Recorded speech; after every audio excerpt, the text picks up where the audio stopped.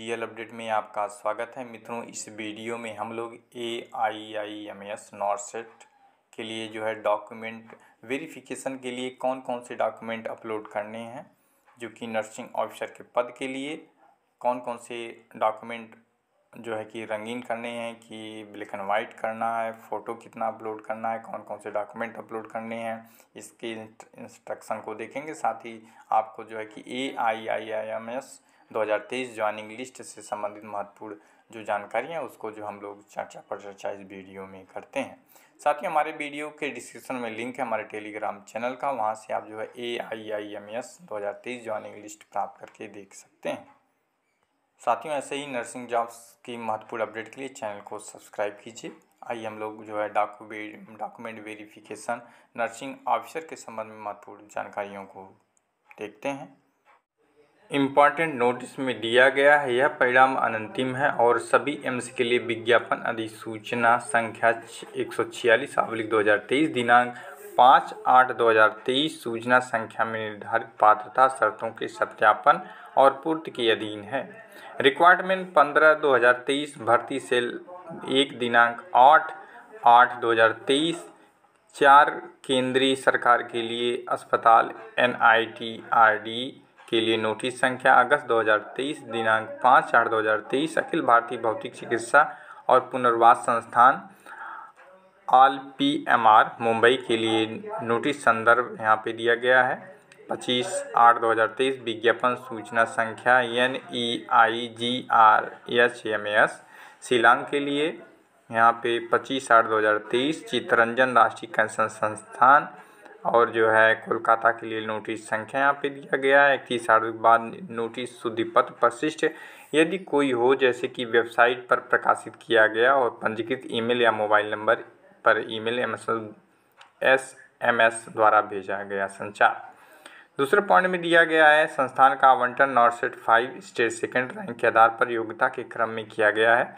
संस्थान के आवंटन के लिए ऑनलाइन आवेदन के अनुसार संबंधित भाग लेने वाले ऑल MS केंद्र सरकार से संबद्ध श्रेणी में सीटों की उपलब्धता और वरीयता के क्रम में किया गया है। अस्पताल NITRD ALPMR मुंबई शिलांग कोलकाता। तीसरे पॉइंट में है PWD उम्मीदवार की पात्रता संबंधित संस्थान में सक्षम प्राधिकारियों द्वारा गठित उपयुक्त मेडिकल बोर्ड तकनीकी समिति की जांच और निर्णय के अधीन है। अनंतिम रूप से चयनित उम्मीदवारों की नियुक्ति शक्ति के उम्मीदवार के सभी मूल प्रमाण पत्र में सत्यापन के अधीन होगी। रिपोर्टिंग या ज्वाइनिंग के समय सभी मूल प्रमाण पत्रों और पात्रता मानदंडों को संबंधित संस्थान या अस्पतालों द्वारा पूरी तरह से सत्यापित किया जाएगा। यदि किसी भी स्तर पर कोई गलत जानकारी पाई जाती है तो उम्मीदवार की उम्मीदवारी वापस या रद्द कर दी जाएगी। 5वें बिंदु में दिया गया, कृपया ध्यान दें कि सूची में शामिल होने का दावा एम्स या केंद्र सरकार के लिए नर्सिंग अधिकारी के पद पर रोजगार के अधिकार के रूप में नहीं किया जा सकता है। अस्पताल या NITRD ALPMR Mumbai NIGRHMS Shillong Kolkata MOHFW सरकार भारत के भाग लेने वाले एम्स 4 केंद्र सरकार अस्पताल NITRD ALPMR मुंबई शिलांग कोलकाता प्राधिकारी उपरोक्त सूची का उपयोग करने या न करने का अधिकार सुरक्षित रखते हैं। लेडी हार्डिंग मेडिकल कॉलेज और श्रीमती में अधिसूचित सीटों पर कोई आवंटन नहीं किया गया है।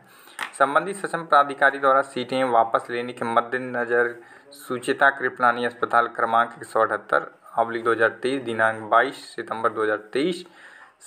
8वें बिंदु में दिया गया, सभी अनंतिम रूप से चयनित उम्मीदवारों को अनिवार्य रूप से माई पेज के माध्यम से पोर्टल में लॉगिन करना होगा और जो है किए गए आवंटन को स्वीकार करना होगा और नवीनतम आवश्यक मूल प्रमाण पत्र की रंगीन स्कैन की गई प्रति अपलोड करनी होगी। सभी जो है कि चयनित उम्मीदवारों को जो है माई पेज के माध्यम से पोर्टल में लॉगिन करना होगा और किए गए आवंटन को स्वीकार करना होगा और नवीनतम आवश्यक मूल प्रमाण पत्र रंगीन स्कैन की गई प्रति जो है आपको अपलोड करनी होगी। 23 अक्टूबर 2023 शाम 5 बजे और आवंटित संस्थान के निर्देशानुसार रिपोर्ट करें। संस्थान अस्पताल इस परिणाम के प्रकाशन के बाद सीधे उम्मीदवार को संबंधित संस्थान में संबंधित सक्षम प्राधिकारी के अनुमोदन के अनुसार रिपोर्टिंग की तारीखें प्रक्रिया जारी कर सकता है। जिन अभ्यर्थियों को संस्थान आवंटित किया गया उन्हें अनिवार्य रूप से स्वीकार करने के विकल्प का चयन करना आवश्यक है।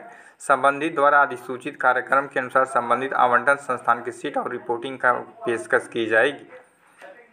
यहाँ पे टिप्पणी करके ए पॉइंट में दिया गया है, स्वीकार करने के विकल्प का प्रयोग करने के लिए एक निर्दिष्ट अवधि होगी।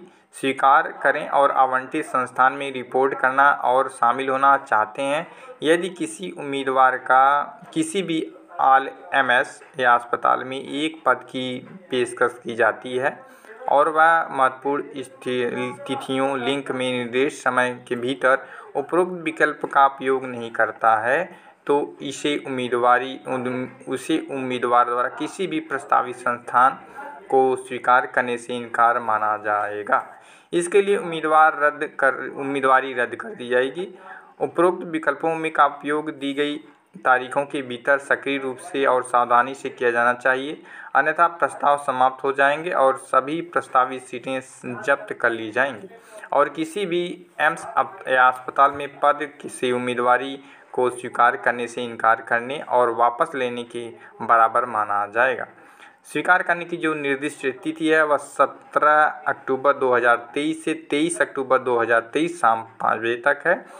10 पॉइंट में दिया गया है, यदि किसी उम्मीदवार को किसी भी संस्थान में पद की पेशकश की जाती है और वह संबंधित संस्थान द्वारा अधिसूचित समय के भीतर संस्थान या अस्पताल को रिपोर्टिंग नहीं करता है तो इसे उम्मीदवार द्वारा प्रस्तावित किसी भी संस्थान को स्वीकार करने से इनकार माना जाएगा और उसका या इसके लिए उनकी उम्मीदवारी रद्द की जाएगी। 11 पॉइंट में नोट करके दिया है, यदि कोई उम्मीदवार जिसे सीट आवंटित की गई है और वह उपरोक्त किसी भी तारीख से प्रतिक्रिया नहीं देता है तो उसका सीट आवंटन रद्द कर दिया जाएगा। वहीं 12 पॉइंट में महत्वपूर्ण जानकारी दी गई है, सभी उम्मीदवार जिन्हें कोई संस्थान आवंटित किया गया है उन्हें निम्नलिखित दस्तावेज अपलोड करना आवश्यक है। ई-डिजियर के रूप में नॉर्सेट पोर्टल 17 अक्टूबर 2023 से 23 अक्टूबर 2023 शाम 5 बजे तक। जन्म तिथि का प्रमाण पत्र, कक्षा 10वीं, मैट्रिकुलेशन प्रमाण पत्र। जन्म तिथि प्रमाण पत्र के रूप में आपके पास हाई स्कूल का सर्टिफिकेट होना चाहिए, प्रमाण पत्र होना चाहिए। आवश्यक शैक्षिक योग्यता के प्रमाण, मूल अनंतिम डिग्री, डिप्लोमा प्रमाण पत्र। परिणाम घोषणा या प्रमाण पत्र जारी करने की तिथि के प्रमाण के साथ राज्य या भारतीय नर्सिंग परिषद के ग्रेड ए नर्स का मिडवाइफ के रूप में पंजीकरण प्रमाण पत्र। डिप्लोमा जीएनएम धारक के मामले में अनुभव प्रमाण पत्र जिसमें बिस्तरों की संख्या स्पष्ट रूप से दर्शाई गई हो, अस्पताल और अनुभव की अवधि हो। एनओसी उम्मीदवारों को केंद्रीय या राज्य पीएसबी पीएसयू के निकायों की आवश्यकता है। एससी एसटी ओबीसी ईडब्ल्यूएस के लिए वैध श्रेणी प्रमाण पत्र, अधिकृत सक्षम प्राधिकारी द्वारा जारी विकलांगता की सीमा दर्शाने वाले पीडब्ल्यूडी प्रमाण पत्र, अभ्यर्थी के हस्ताक्षर वाली ऑनलाइन पंजीकरण पर्ची, अभ्यर्थी के हस्ताक्षर वाला प्रवेश पत्र, किसी भी सरकारी प्राधिकरण से जारी पहचान के प्रमाण के लिए मूल आईडी कार्ड की प्रति, नवीनतम फोटोग्राफ, स्कैन किया हुआ हस्ताक्षर, बाएं अंगूठे का स्कैन किया हुआ निशान, मानक घोषणाएं फॉर्म ए और किसी भी सरकारी प्राधिकारी द्वारा जारी प्रमाण की प्रति जैसे बिजली बिल, राशन कार्ड, किसी भी कार्ड आदि। जो उम्मीदवार दस्तावेज सत्यापन के दौरान पंजीकरण फॉर्म में दावा की गई श्रेणी के अनुसार वैध श्रेणी प्रमाण पत्र ओबीसी ईडब्ल्यूएस या एससी एसटी पीडब्ल्यूडी आदि अपलोड करने और प्रस्तुत करने में विफल रहते हैं उनकी उम्मीदवारी पर विचार नहीं किया जाएगा। इस मामले में आवंटित आरक्षित श्रेणी की सीट रद्द कर दी जाएगी और अगले दौर में पात्रता यदि कोई हो अनारक्षित श्रेणी की कट ऑफ रैंक के अधीन होगी। वैध श्रेणी प्रमाण पत्र यहाँ पे दिया गया है। का पॉइंट में दिया गया है अंग्रेजी या हिंदी में ओबीसी प्रमाण पत्र, नॉन क्रीमी लेयर प्रमाण पत्र DOPT द्वारा दिनांक 30/5/2014 के OM नंबर 36036/2/2013 RES के तहत उपलब्ध कराए गए प्रारूप और DOPT OM नंबर द्वारा आगे स्पष्टीकरण जारी किया गया। भारत सरकार या केंद्र सरकार प्रारूप के तहत पद पर नियुक्ति के लिए जो है यहाँ पे 31 मार्च 2016 की आवश्यकता है। रिक्तियाँ वित्तीय वर्ष 2023-24 में विज्ञप्ति की गई थी, इसलिए 1/4/2023 से 31 मार्च 2024 की अवधि के दौरान जारी वैध NCL OBC प्रमाण पत्र वैध माना जाएगा। जिन उम्मीदवारों के पास इस अवधि अर्थात 1/4/2023 से 31/3/2024 से पहले या बाद में जारी किया गया जो है OBC प्रमाण पत्र, उन्हें इस विज्ञापन के लिए वैध नहीं माना जाएगा। OBC श्रेणी के तहत आवेदन करने वाले उम्मीदवारों को DOPNT द्वारा OM द्वारा प्रदान किया गया प्रारूप में वैध जाति प्रमाण पत्र प्रस्तुत करना होगा। क्रमांक यहाँ पे दिया गया है 36036/2/2013 दिनांक 30 मई 2014 और स्पष्टीकरण यहाँ पे 31 मार्च 2016 द्वारा जारी किया गया प्रमाण पत्र केंद्र सरकार के संस्थानों में रोजगार के लिए मान्य होना चाहिए। OBC उम्मीदवार की पात्रता सरकार की केंद्रीय सूची में शामिल जातियों के आधार पर होगी। भारत की उनकी उपजाति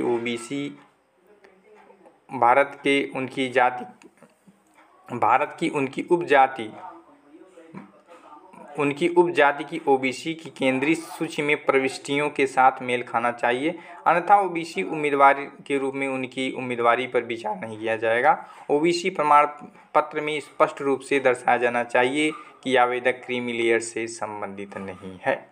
ग बिंदु में आप देख सकते हैं दिया गया EWS श्रेणी के तहत विज्ञप्ति रिक्तियों DOPT कार्मिक लोक शिकायत और पेंशन मंत्रालय सरकार द्वारा जारी निर्देश के अनुसार भारत के OM माध्यम से क्रमांक 36039 यहाँ पे EWS श्रेणी के तहत आवेदन पर सक्षम प्राधिकारी द्वारा जारी निर्धारित प्रारूप पर आय और संपत्ति प्रमाण पत्र पर जमा करने और जारी करता प्राधिकारी द्वारा प्रमाण पत्र का वास्तविकता के सत्यापन के अधीन विचार किया जाएगा। यहाँ पे दिया गया है संपत्ति प्रमाण पत्र जमा करने की महत्वपूर्ण तिथि पद के लिए आवेदन प्राप्त करने की अंतिम तिथि है, सिवाय उन मामलों को छोड़कर जब तारीख अन्यथा तय है। तदनुसार वित्तीय वर्ष 2022-23 आय के आधार पर जारी होना चाहिए।